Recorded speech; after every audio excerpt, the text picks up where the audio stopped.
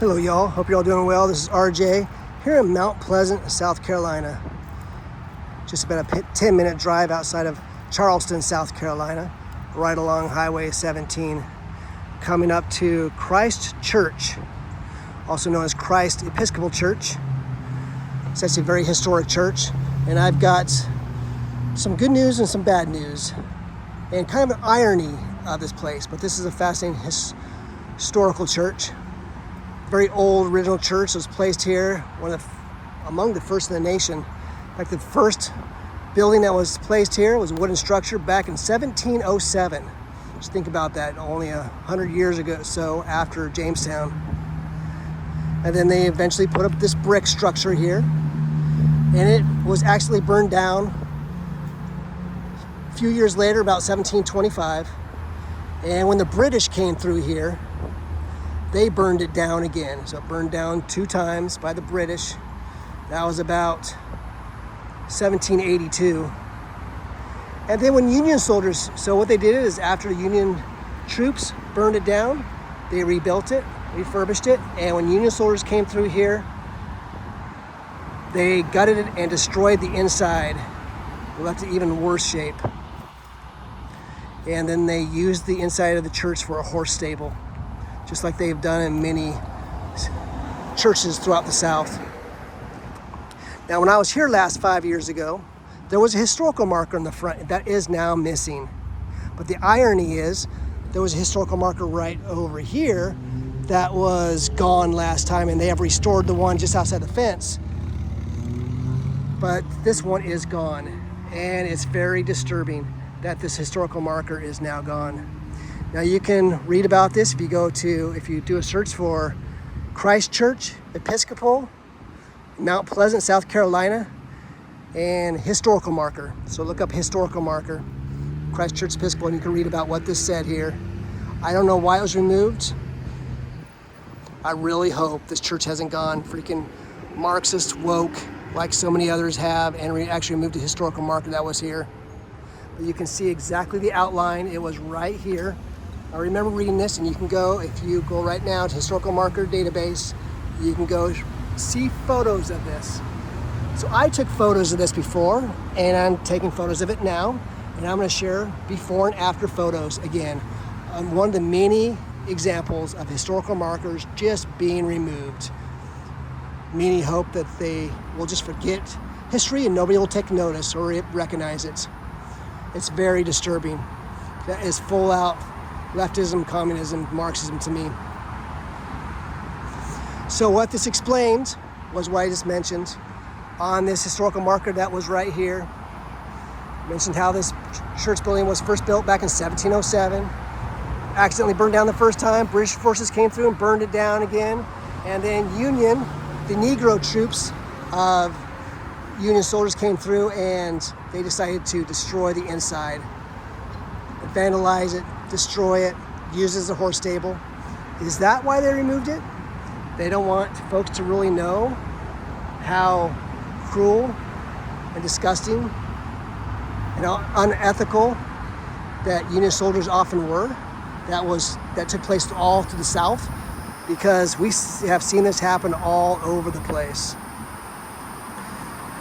Now when I was here last, the irony of this, last time I was here 5 years ago, there was a historical marker. And now I'm taking photos, and I'm going to share before and after photos, just like I have many other places. The irony is, last time I was here, there was a historical marker over here that was missing. It looked like it had been torn down, perhaps a car hit it. And it's the first thing I noticed as I was passing through, is I was very pleasantly surprised to see that the historical marker has been replaced and restored. And I'll show this to you right now. So you can find this on historical marker database. As it says, Christ Church. The Church Act of 1706 created Christ Church Parish, the first church, a wooden structure built in 1707, accidentally burned 1725. A brick church was erected in 1726. And although the British burned it in 1782 and the interior was destroyed by Union troops in 1865, the original wall still stands. In 1874, the church was restored.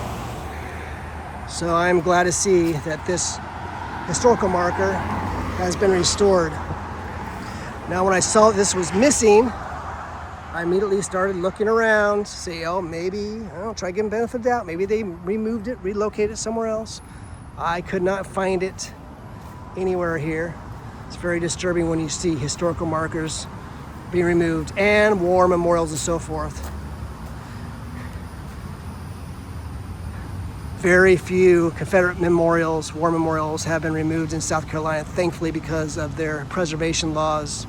They require a 2/3 majority in the legislature, both houses, both legislature, to be able to remove a monument. And I'm so glad that's available, because you would think if there was a time you could trust, and you would think there would be some dignity, some integrity, some character, some Christian values and morality, and you think that the Christian churches would be more respectful at one time.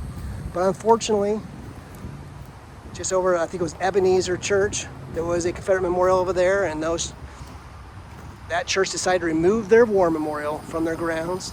Thankfully, it was placed in a cemetery, but still, what's that say? I hope that's not the case here, but it is so discouraging. I think there's so many of these churches have just gone woke and seem like more or like indoctrination camps, more like tossed to and from with every whim of the world. Just another man-made organization. I just lost all respect for churches that do that. And I hope that's not the case, but perhaps it is.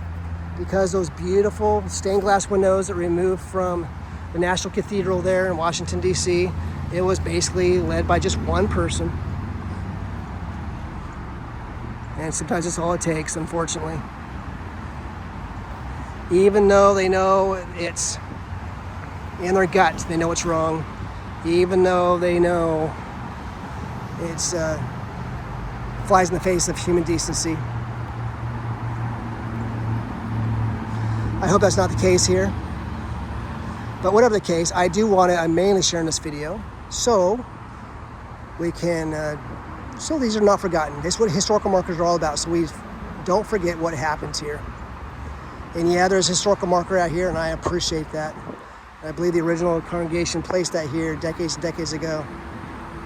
But I question, why are so many historical markers being whitewashed and just wantonly removed? If you follow my site long enough, I've been to many of them, and it's a very disturbing movement. So once again, the marker that was right here. So I encourage you to go to, once again, Historical Marker Database. That's HMDB, Historical Marker Database. Just do a search for Christ Church in Mount Pleasant, South Carolina. And you can see what that historical marker looked like. I'm not trying to throw shade on this church. Unless they're guilty of that, it is very infuriating in that case. Because it represents people who were from this area, that represents my ancestors and others who especially served in the Confederacy. And it reminds us that Union soldiers were definitely no saints. It's a very common story as you travel around the South, where you see them often, very frequently, burning churches, destroying them, graffitiing them, using the buildings as horse stables. Got many, many examples. I've shared quite a few stories of things like that. One of the churches I go to fairly often has got graffiti all inside and outside. In fact, a lot of the headstones are gone because the Union soldiers just ripped up the headstones. You go to this old church and you wonder, why is there no headstones that predate the war? Because Union soldiers did the same thing there that they did in a lot of places. And that is, just went through and tore out the headstones. Maybe use them for roads, use them for campfires, use them for other things. Or they would take the wooden planks that were used for grave sites and use them for fire. Just brutal. That's why I travel around and don't just only visit monuments and memorials, but also museums, and going around to anything, plantations and covered bridges and battle sites, things like that. Because as time goes on, you're seeing a movement where people are trying to purge and remove artifacts and relics and information and twist information. Instead of just giving us the honest to God, unbiased, fair retelling of history, too often they try to go out of their way to try to twist it to their advantage.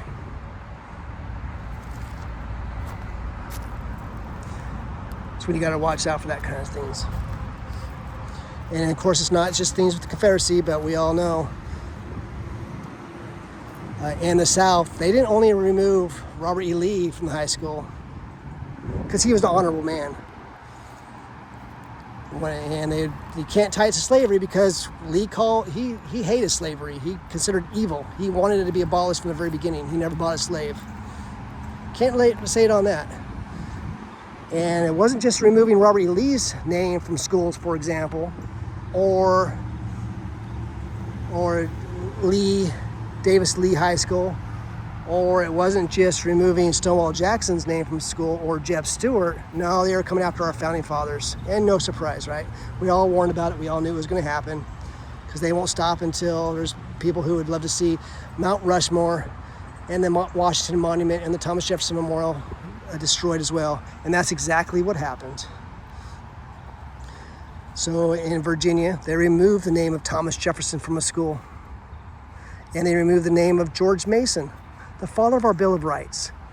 Can you believe it's come to this point where schools are actually turning their back and dissing, basically bashing the father of our Bill of Rights?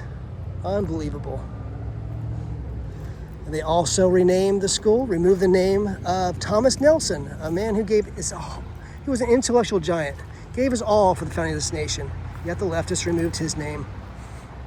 Also, George Wythe in Richmond, signer of the Declaration of Independence. Can you believe it's come to this point where they're removing the names of our founding fathers, the signers of the Declaration of Independence? That's why many people say we can't recognize America anymore.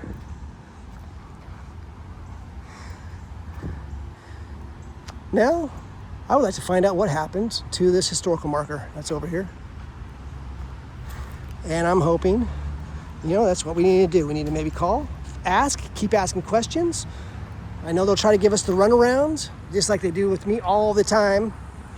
It's like when I was over at the graffiti house, and I'd been there, and there was 3 historically accurate flags, and they cut one of the flags down because they didn't like the defenders. They didn't like the protectors. They didn't like the local home team who served in the Confederacy. So they just cut down the flagpole. And I asked, where was it? And every time they say, I don't know. I don't know what happened. I said, look, that's why I took photos. And that's why I shared photo before and after photos. And they were not happy about that. But hey, it should be perfectly reasonable to show what was there. Why be scared of your actions? Own up to it. And just be honest. Why did you cut down the flagpoles? Why did you remove the historical signs? Just like to find out. So all right, I'm rambling on long enough. That gave me a chance to kind of look around the cemetery a little bit. I really would like to go inside, but not possible right now. Good chance a lot of the inside was purged of anything they remotely considered somebody somewhere found offensive. But I hope you're all doing well. So once again, from Christ Episcopal Church here, right off of Highway 17 in Mount Pleasant, right along just outside of Charleston, South Carolina. Coming through here, and I will come back again. I'll come back in a few years, and I'll be looking to see if it was ever restored. And I'll mention it again. I think that's perfectly fair and reasonable to do. That is a completely normal thing to do. Is ask questions. What happened to this historical marker, and why did you remove it?